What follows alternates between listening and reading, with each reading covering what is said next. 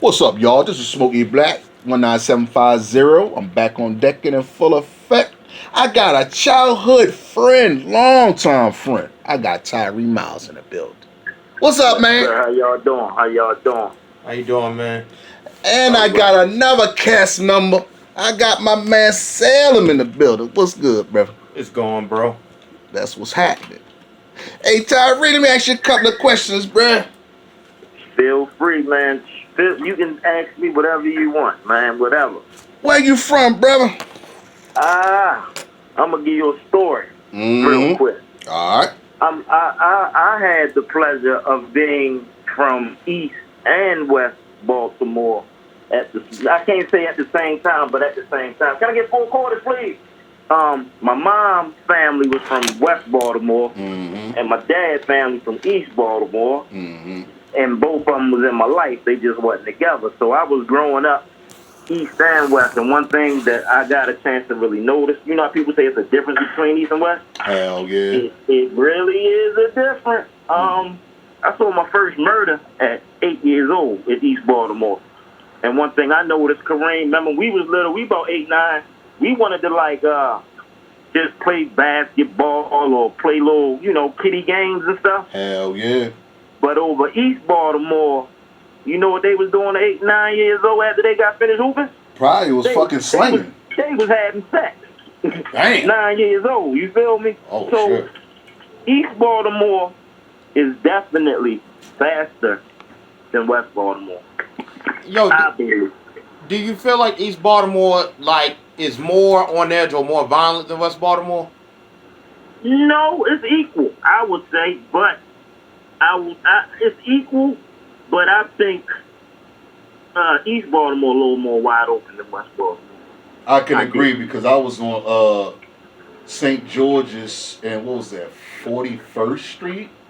It wasn't that bad, yo. I mean, we had drugs around there compared to where we from. Yeah. But if I had a choice between East and West, I say West is more horrible than then East. another thing, man. Like niggas I was hanging with that was 10, 11 over East was hustling, selling drugs. You know, we wasn't thinking about that. Nah, we wasn't thinking about no drugs. We were thinking about having fun, riding bikes, playing basketball, football, and shit. Everybody around each other was like, everybody around the way was like family and shit. Yep, exactly. Like, we act a fool in fucking school, we get fucked up by the neighbor. The neighbor had that liberty to put hands on you if they wanted to. So it was a village raising the child in your day. Yeah, that's what I'm saying. That's how tight the community was. That's That's what I was trying to tell. Even still to this day, if Tyree was to leave around the way right now and then come back, if he cool with some of them motherfuckers around there, they'll show him love. It ain't about you leaving the hood. It's all about coming back and show love to the hood. And one thing, that's what I try to do. You know, once I was an avid athlete, but due to life and life's experiences, it took me another way as far as mentoring kids, getting a clothing line and stuff like that. I've been in movies. So I had a little social media thing, but what I try to do is, still go back around the way, even had open invitations for, people that's doing things around the way. I've had a few people on my radio show. I've invited people to casting calls, so I still try to do my part. Hell yeah. No, that's good. I really appreciate you still showing love to the hood because, ever since that viral Boosie clip, Lead the Hood, people took that a little bit too close to heart. Yeah. And it's really, you don't have to leave your hood or leave your city if you're not beefing with everybody in there. Sometimes it is okay to work out peace, and it's okay to shake hands and be like, yo, man to man, let's talk this out. You don't have to, you know what I mean? It's kind of hard to, I ain't leaving my hood, but I'm going to beef with everybody. That's not going to work out. Right.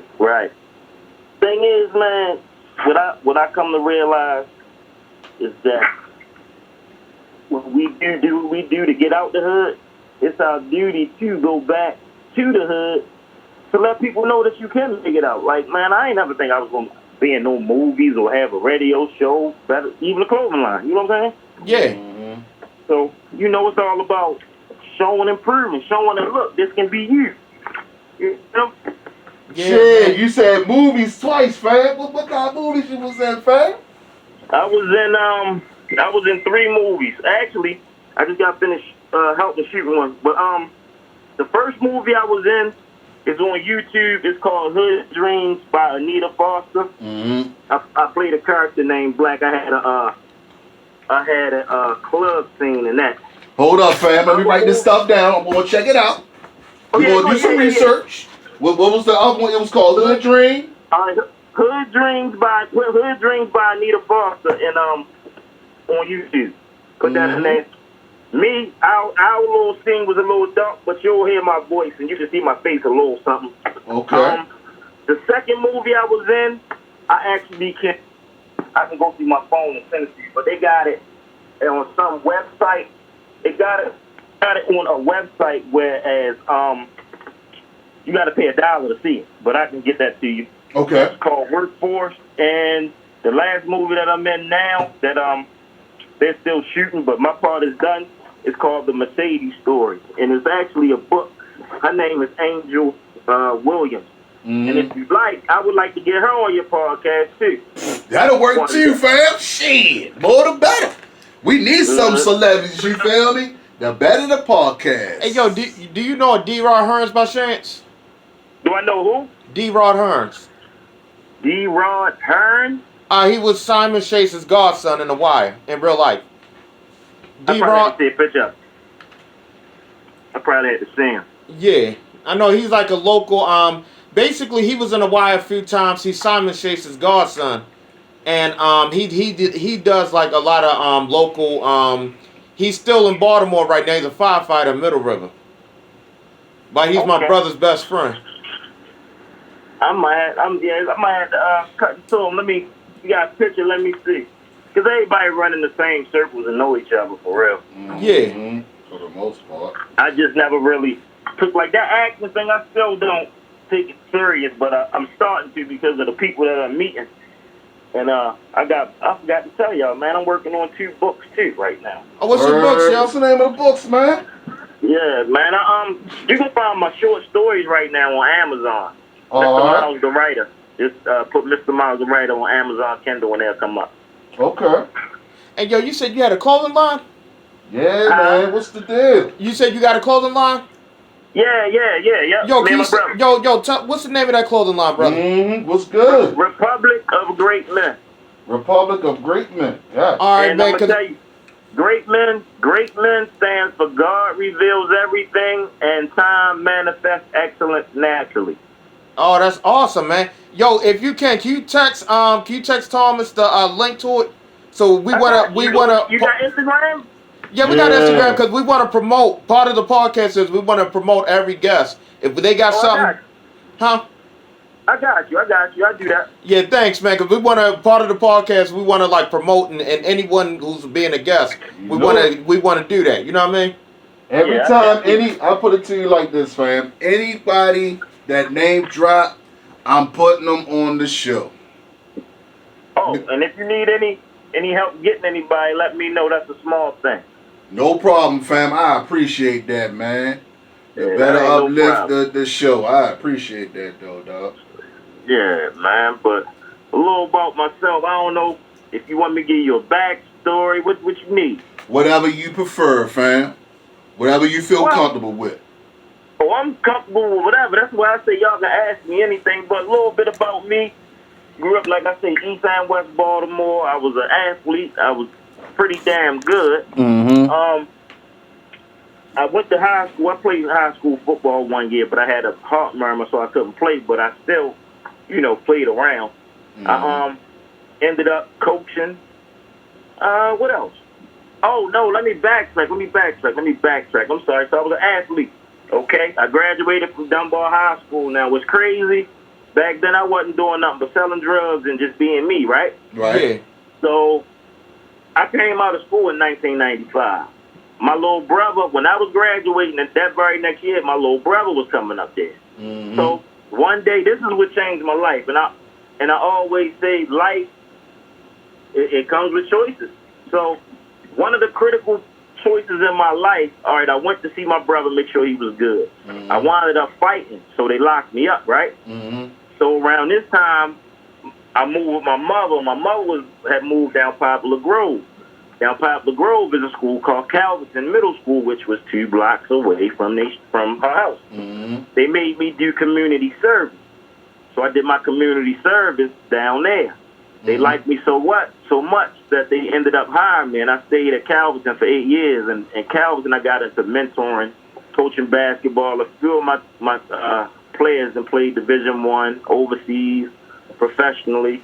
So that kind of got me into the field that I'm in now as far as mentoring. Mm-hmm. So I got in some trouble to find out what my true calling was.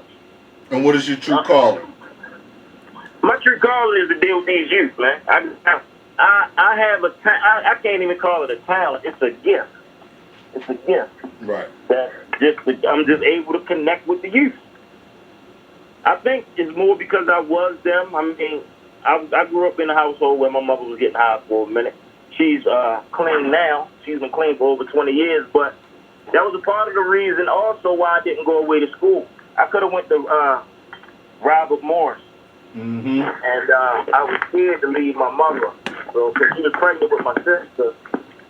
And like I said, she was doing, out there for real. So, I was a family man. We got over that, And now it's just about, I'm big on helping people, man. That's what I'm big on. And that's good, brother, because we don't have that today. Nah, we don't. Everybody is for themselves. But let me ask y'all something real quick. What's Something good? that I'm sure that y'all notice.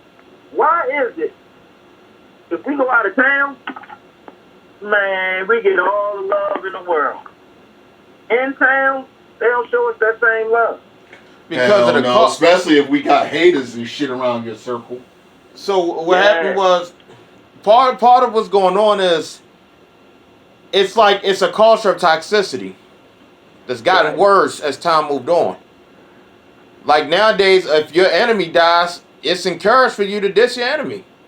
Hell Yeah. yeah. So it's a culture. What's going on is, man, it's unfortunately, it's like the darkness is consuming the light. You're hearing about shit that you would have never thought you heard about, man. Like that 9-year-old boy who killed that 15-year-old girl because he was trying to get at her little brother. Yeah, that, man. Shit, what about the kid that got killed like a few weeks ago out there in Essex and shit near my damn dog? Yeah, It's too much. So it's a lot of, and see what's going on is they're not learning how to rationalize and compartmentalize the situation. So they're going 0 to 100 in a blink of an eye. Right. Uh-huh. See, unfortunately, this is where we need leaders, we need parents, we need the village to raise a child. They going by movies, video games, Grand Theft Auto. I ain't blaming video games and shit. Shit, but what I'm saying is, I'm a blame Grand Theft Auto, nigga. no, what I'm saying is, when you're exposed, when your music is saying smoke this nigga, you playing video games where shit is subtle with you murdering, you ain't gonna know. So all that's already manifesting in your spirit. You know what I'm saying? I don't want to be one of those like Republican conservative. They do that shit. Oh, it's video games, it's hip hop. They do that bullshit. But what I'm saying is, when you're exposed to the shit so much, that's how you're gonna naturally respond to what you're exposed to. But that's not necessarily true, though. You speaking on this perspective that's looking outside of the fence. Now, if you was raised in the ghetto, you can expect that. Now, you can use that for a person that's not everybody, in the ghetto. Everybody in the hood ain't on that kind of shit. Right, that's what I'm saying. I'm talking about the fringe part of our society, the at-risk youth. Because everybody in the hood ain't on it. Everybody in the hood ain't killing each other. But I'm talking about like the at-risk youth. They don't have structure or guidance. They're being their own parent.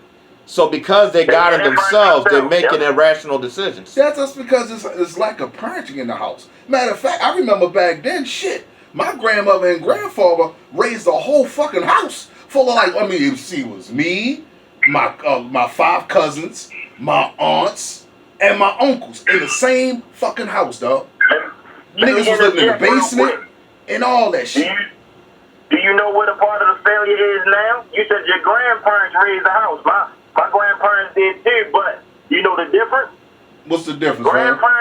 Grandparents these days are 35, 36, 40. But nowadays, they was 60. Hell yeah, 60, old you know as shit. what I'm saying? So, and that plays a part in it. Like, I'm gonna make sure I shoot y'all my stories, but I wrote something about. Remember how we had Sunday, like you said, Sunday dinner at your grandmother? Hell yeah. Sunday dinner has now been replaced with day party. Think about it. All the grandmothers is young and they ain't cooking no dinner. They shaking their tail, smoke over somewhere. And that's what happened too. Yo, No, you're right. You remember it said I think Sly Stones made that song, "Baby Making Babies." Mm-hmm. Yeah. That's what's going on too. It became like a form, because keep in mind, all of us. I'm no longer going to indict all of Black America, or say that the ones who fucked up defines all of us. I'm no longer going to make that indictment. The ones you see in that situation, they grew up too fast. Yeah. They grew up too fast, and they got into shit they wasn't ready for. You know what I mean? Right. So then, man, like, I don't know, I'm kind of like a conspiracy theorist too. Not to jump off subject, but like, let's talk about real quick, like what's going on today as far as that PPP, when that PPP loan stuff hit. I knew no. that was nothing but a setup. No, that was. Cause brother, they 25 years for that. Brother, they did a study. Most of the big businesses, like Apple, Facebook, they did not use the money as intended. So damn near everybody, it wasn't just Black people fucking the money up. A lot of big businesses was fucking the money up, and none of them went to jail for it. So a lot of fraud shit going on today. It sounds like to me there's a lot of fraud shit going on today. 90% of America's wealth is artificial. It's not even real anyway. Right. Let me ask you this, Tyree. If you become a big actor, right, would you stay in Baltimore? Yeah. Well, I would have a house in Baltimore. I'm going to tell you, listen, I'm already manifesting this, brothers. Do y'all know where I'm going to move at? All right. Let me take a trip with me. We on Cold Spring Lane, right? Mm-hmm. We're going from west to east. So we going past Pilot. We going up the Roland Avenue, which is that next right after Pilot. Mm-hmm. And we're going to bang that right. And you see all the mini mansions up in there? Nah, I'm not familiarized to that area. I ain't been over east You're like not. Listen, man, I drove for MTA Mobility. Well, some of the houses, most of the houses on Roland Avenue you can see. Mm-hmm. But I was driving for MTA Mobility. I had to make a turn up in the cut over there. Yeah. Man, it's a whole community in the back with number big ass houses. But as soon as you make a right and a left, it spits you right back out on Greenmount. You would never know. You would never know. Multi-million-dollar houses. Yeah, I saw that. Well, I would live out Towson. I would live out there. It look like Towson is more That's peaceful. good living. What'd you say, brother? That's good living. Yeah, it looks good out there compared to where I'm at now. My spot look like shit. I had to live anyway. Like for real, dog. Like fam, I'm keeping it funky, dog. I've been out Essex on and off from 85 to around the way, flip flopping, back and forth. Right. Now from my mother and father. Now when I was out there in 85, only thing I seen was white people. Okay. It wasn't no violence out that motherfucker. It was none of that shit out there. You might have had like racism and all that extra bullshit, but it wasn't no killing out there. Now, when in the mid '90s, that's when you start seeing multicultural people in there. So I'm like, oh, okay, all right, cool. We got color around here. Then we talking about decent color people. We ain't talking about no rancid motherfuckers from the ghetto. Now, this era after the pandemic. This is when I noticed I start seeing hood rat rancid ass niggas. Okay? Yeah. You got Rockwilders out there. Rockwild now mind you, where I live at, we got foxes and deers out there, my nigga. Where the fuck you see a goddamn fox at in the hood, nigga? Yeah, what happened was, cause like Essex is like on the outskirts of East Baltimore, so basically, it's some generational mobility. Also, housing vouchers caused them to become more distributed across the county because they started to realize it wasn't right to have so many people in poverty amongst each other. When you take someone and you take every single bit of humanity and the comforts of life away from them. You're bringing out the absolute worst. And what do you think they're going to do when you put them all in together? They're going to turn on each other. Yeah, they're going to act a fucking fool So and what happened terrorize is, the community. because of that mindset, because everybody didn't, like, I grew up Springdale Avenue. So, like, some people ain't going to come out okay coming from the hood. Some people ain't. What? Tyree, can I ask you a question, brother? You got a Bluetooth on? Yeah, you want me to take it off? Yes, sir. I appreciate that, brother. I got you. Let me unplug because it be hooking up to my car automatically. There we go. I got you now. So, you hear me? Yeah, we good. Okay. So basically, some people though they don't come out normal. Like you don't come out. Sometimes when shit goes down, you ain't gonna never be the same again. So it goes back to that saying: you can take a person off the hood, you can't take the hood out of the person. Mm-hmm. It's like shit. I was living right now. I'm over on Shamrock Avenue right now. I just left Woodlawn. It was about 20-something murders in Woodlawn last year. Woodlawn was a good area. No, that's because Woodlawn was good back in the day. what happened is, man, that mindset. Nobody knows. You can go to the safest place in the world, but somebody with a dangerous mindset can make you all the more vulnerable. So you seeing shit go down, they taking that mind. So basically, you now seeing it everywhere. I'm seeing they found a body over there, I think in Pikesville the other day. They finding bodies and shit. It's shit going down I heard everywhere. about that shit. I seen it on my Google. So basically, it's people who's still in that mindset of kill or be killed. Mm-hmm. Not everybody, but but because they've been moved to other places, like shit. Y'all heard about that one that in a harbor shooting, right? No. That boy was from Howard County. He took an Uber to fucking Baltimore City, got on a scooter and did a drive-by and took his ass back to Columbia, Maryland. That place is, and I know, keep in mind though, I saw my first murder in Columbia, Maryland, ironically. But I would never forget Omar Oliver. I will never forget that day. I'll never forget it. Me and my brother who was taking out trash, I heard him cursing those two guys out as they were jammering back and forth. I got a sick, twisted sense of humor. I was like, man, it'd be funny if the nigga went and pulled a gun out and got to blasting. Omar Oliver screamed real fucking loud. I thought it was a girl. The nigga on the passenger side. Boom, boom, boom, boom, boom, boom, boom. Nigga, I screamed like a bitch. My brother screamed like a bitch. They look up. They see me and him by the trash thing. They double back. Me and my brother, we run our fat asses up into the house and we go get our gun. Because we about to have a shootout. These niggas went looking house by house trying to see where we was at. We got banished from Berkshire's. Because they were like, look, if y'all see these two motherfuckers, tell us where they at. Because we got exiled. Because them niggas was looking for us. So then it was all this other shit. But that tells you, though, if you not that mindset, it basically, even though you think you in a good area, that mindset, if you encounter somebody with a mindset of, I don't give a fuck, you're not safe. Right. That's why you're seeing so much in Baltimore County and shit like that. I tell people now to just keep your heat on you. That's what I tell people. Well, I keep my heat on me now since we good with the 24 hours a day, 7 days a week law. You don't need a good reason no more either. For real?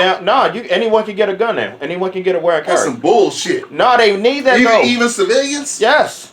Even though they ain't got no law bro, enforcement. Everybody needs. And I ain't gonna front the way things are now, man, with mass shootings. It's not just people like everyone. It's not just one group of people no more. You got right-wing extremists. Right. You got the disgruntled mass shooter in schools and shit. You don't know who's the next psychopath to go crazy. Tyree, let me ask you a question. How you feel about the wear and carry and conceal now? Everything is like gravy now for even citizens to get them now without being a business owner. How you feel about that? Man, you said, I'm gonna keep it real. I'm all for that concealing, man. Me personally, I think the crime rate will go down. Yeah. Nah, bro, we need that. It's gotten out of hand. I don't think we need that. Yo, let me tell you how crazy shit is. This is the new social media trend. What? Go on live. This happened 3 fucking times this week. Go on Facebook Live, announce you're about to murder your kids, and then do it. That's happened 3 times this fucking week. I'm not joking. Well, this is a sick. This is a sick. You literally seen one, my nigga? I said, yeah. the dude, he was on live, light-skinned dude. Yeah, and he had 3 He kids. said, look, I just told my son that I'm about to kill his little ass. Ain't that some fucked up And they shit? crying in the back.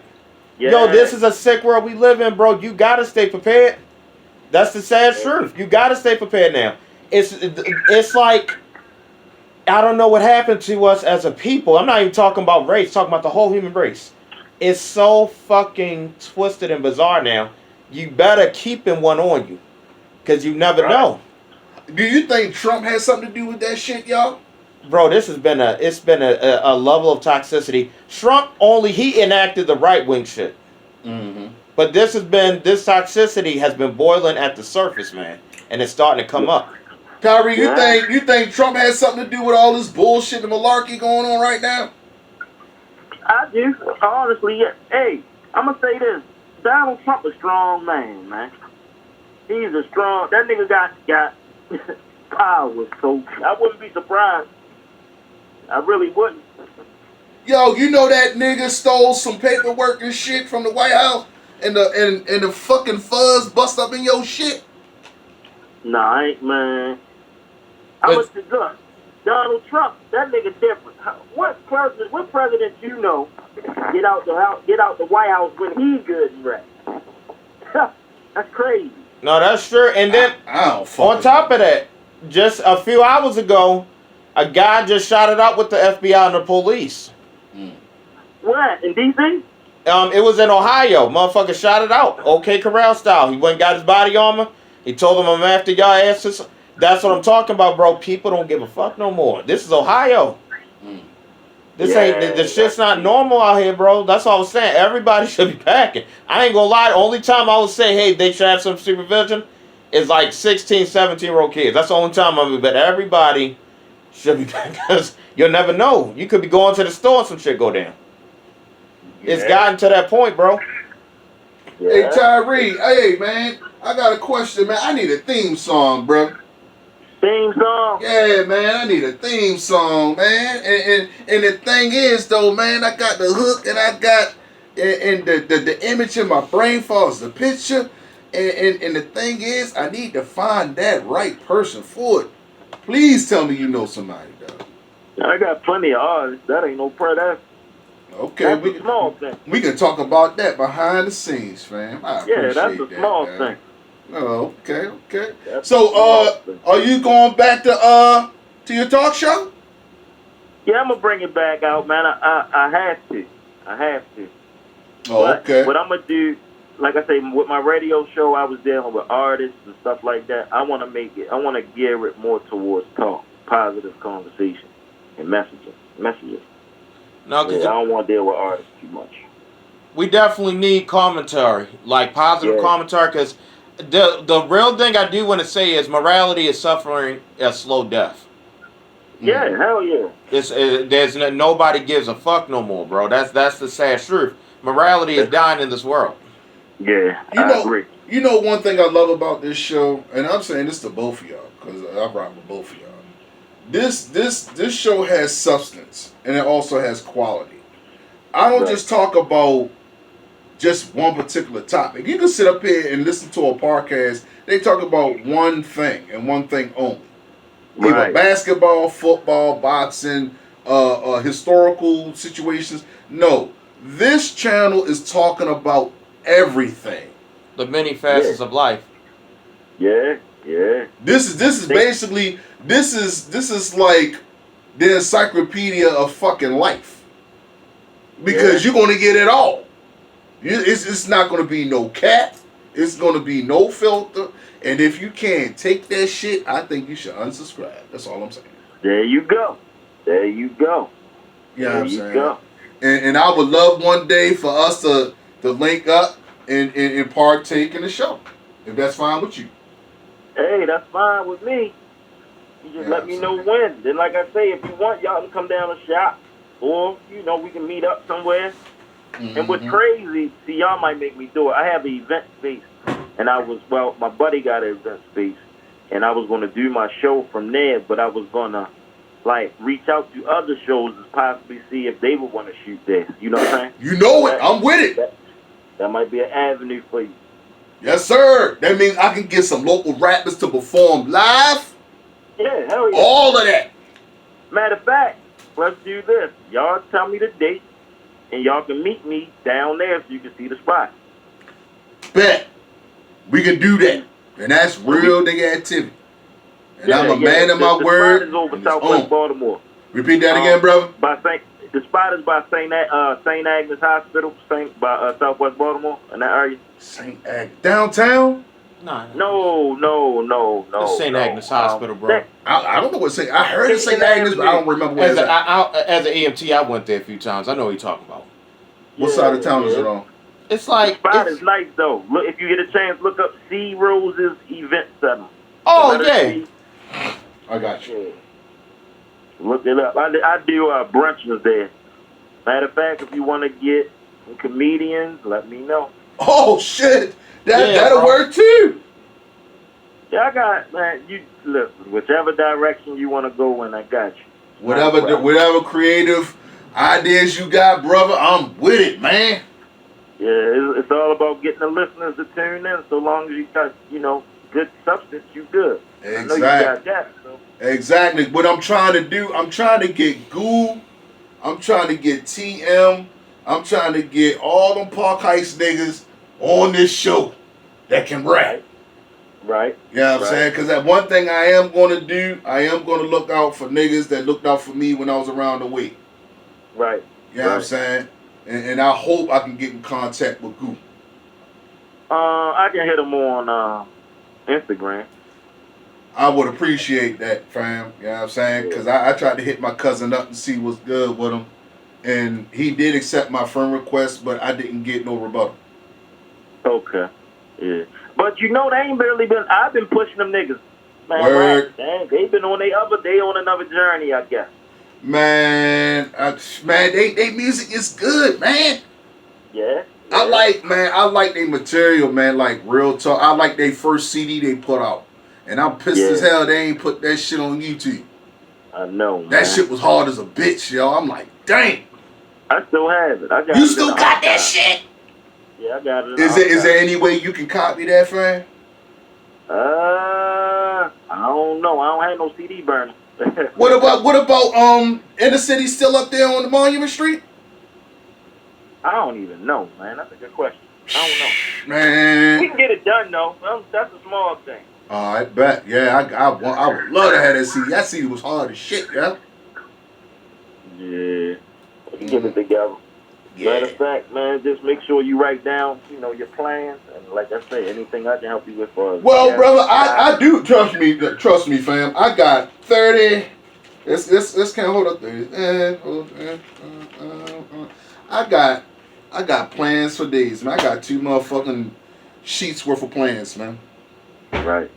I got plans for days, and see the thing is, man, like I have so many creative ideas, I just can't stop that shit. Hey, that's a good thing. Your mind always works. Yeah, man.